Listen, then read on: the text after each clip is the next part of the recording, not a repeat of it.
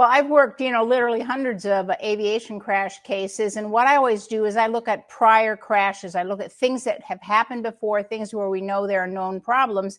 And you flagged a couple of them right away. The Boeing 737 MAX 8 crashes, where a system called the MCAS caused the aircraft itself without pilot input to put the plane into a nosedive.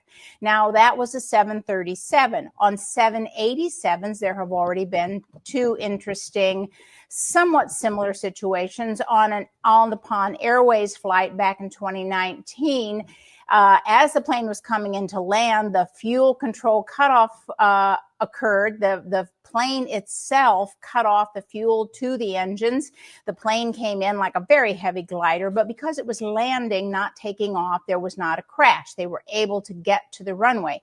On takeoff, you don't have that luxury. You need your engines, producing full thrust, and you only have a couple seconds in the critical time from the time you rotate and lift that plane off the runway until you're at a good rate of climb.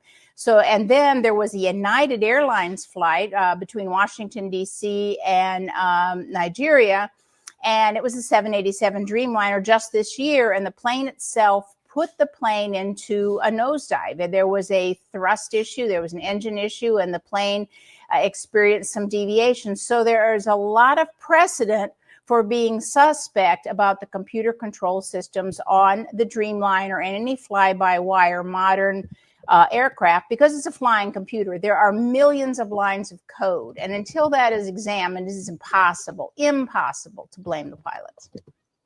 My first impression, again, it's based on my prior work. I mean, so many cases I've worked on where the knee-jerk reaction was to blame the pilots, and years later it was proven the pilots didn't do this, it was the aircraft.